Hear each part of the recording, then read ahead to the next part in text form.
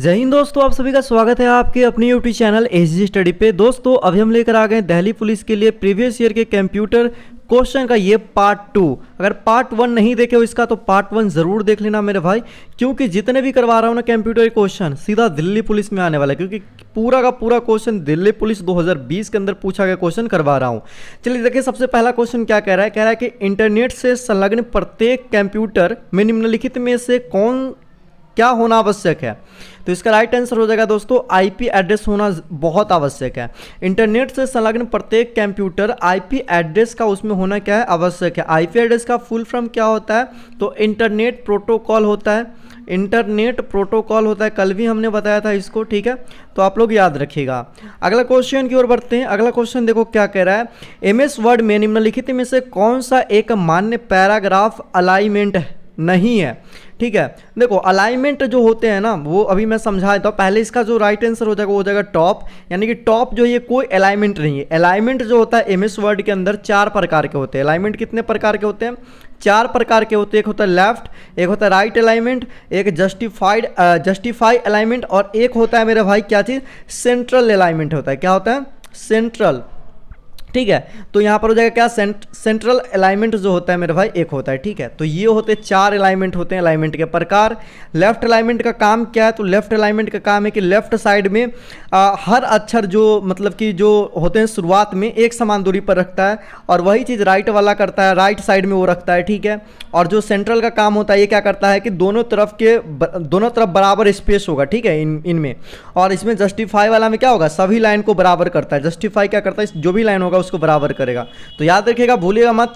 अगर पूछा जाए कि अलाइनमेंट कितने प्रकार के, तो 4, और चारों का नाम आपको याद हो गया, ये नहीं है। ठीक, चलिए अगला क्वेश्चन को चलते हैं। बहुत बार पूछा गया है, एक बार नहीं बहुत बार, HTTPS का फुल फॉर्म क्या होगा। देखो hyper text transfer protocol secure, इसका क्या होता है मेरे भाई, फुल फॉर्म होता है। ठीक है, अगर एस ना लगाया जाए, ऐसे भी होता है, एस नहीं होता है कभी कभी, HTTP होता है। तो यहाँ पर याद रखना हाइपर टेक्स्ट ट्रांसफर प्रोटोकॉल तक ही हो जाएगा। अगर एस लगा दिया तो सिक्योर हो जाएगा, याद रखिएगा। बहुत बार पूछा गया ये क्वेश्चन आपके एग्जाम में। आगे देखो अगला क्वेश्चन क्या कह रहा है, एमएस एक्सेल वर्कशीट कि किसी सेल को एडिट करने के लिए निम्नलिखित में से कौन सी फंक्शन कुंजी का प्रयोग करते हैं, कौन से फंक्शन का प्रयोग करते हैं भाई। तो एडिट करना है एमएस एक्सेल में मेरे भाई, तो आपको करना पड़ेगा क्या चीज़ का, F2 का यूज करना पड़ेगा। क्या करना पड़ेगा, F2 का यूज आप लोग को करना पड़ेगा। ठीक है, अब देखो कि F2 हो गया, यहाँ पर F3। F3 से क्या करते हैं एमएस एक्सेल में, ये देखो एमएस एक्सेल में इससे करते हैं भाई, F3 से फाइल नेम पेस्ट करते हैं। क्या करते हैं, फाइल नेम पेस्ट करते हैं। ठीक है, अगर हम F3 का यूज़ करेंगे तो। आगे देखो यहाँ पर है F5। F5 से क्या होता है, F5 से हम लोग जाते हैं गो टू स्पेसिफाइड सेल, यानी कि हम कोई एक सेल में जाते हैं F5 को क्लिक करके। ठीक है, तो आप लोग याद रखिएगा। चलिए अगला सवाल की ओर बढ़ते हैं। अगला सवाल यहाँ पर आप लोग देख सकते हो 5 नंबर सवाल आप लोग समझना क्या कह रहा है। 5 नंबर सवाल कह रहा है कि ईमेल आईडी में निम्नलिखित में से किसकी गुंजाइश, यानी कि जिसको मान्यता बोलते नहीं है। तो इसका जो राइट आंसर हो जाएगा रिक्त स्थान का। देखते हो ना, ईमेल आईडी तो नॉर्मल है यार, ईमेल आईडी बना दो तो कहीं पे रहता है या मतलब कि यहाँ पर गैप रहता है, रिक्त स्थान रहता है। जैसे किसी का ऐसे बनाए, जैसे राम, यहाँ पर डैश रहता है, इतना डैश दे के फिर यहाँ पर रहता है ऐसे कुमार, नहीं पूरा सट के रहता है ईमेल आईडी, आप सबको पता होगा। तो बड़े अक्षर होते ही हैं मेरे भाई, डॉट भी लगते हैं ईमेल आईडी के अंदर, संख्यात्मक अंक ही आते, तो क्या नहीं आता है, तो रिक्त स्थान नहीं आता है। ये हो जाएगा राइट आंसर। चलिए अगला क्वेश्चन देखो क्या कह रहा है, एमएस वर्ड में किसी डॉक्यूमेंट के सभी कंटेंट का चयन करने के लिए निम्नलिखित में से किस कीबोर्ड शॉर्टकट का उपयोग किया जाता है। तो Ctrl+A क्लिक करोगे एमएस वर्ड में, तो डॉक्यूमेंट के अंदर जितने भी कंटेंट होंगे ना सभी के सभी ऑल सेलेक्ट हो जाते हैं। Ctrl+A से क्या होते हैं, ऑल सेलेक्ट हो जाते हैं। Ctrl+C से क्या होता है, कॉपी होता है। ये चीज़ आप लोग को बताया ना। उसके बाद Ctrl+ यहाँ पर आप ये छोड़ सकते हो, ये दोनों को। ठीक है, एमएस वर्ड के अंदर यही दोनों का काम है। आगे चलते हैं, आगे देखो आगे कह रहा है कि निम्नलिखित में से कौन सा कथन सही है।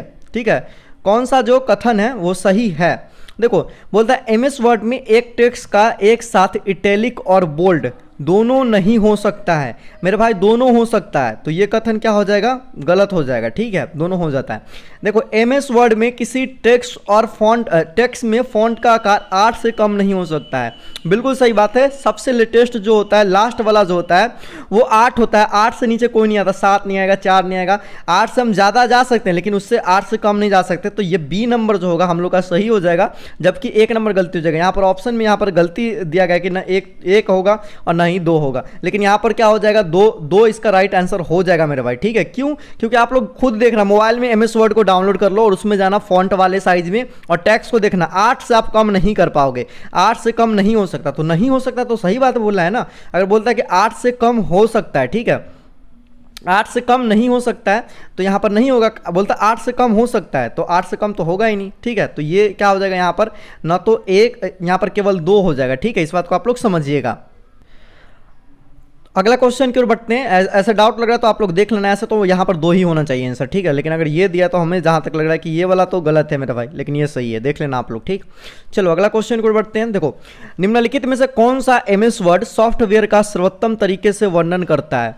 तो MS वर्ड सॉफ्टवेयर का सर्वोत्तम जो करता है, MS वर्ड में अगर खोलोगे तो यह एक वर्ड प्रोसेसर है। ठीक है, तो ये क्या हो जाएगा, वर्ड प्रोसेसर का सर्वोत्तम तरीके से वर्णन करता है।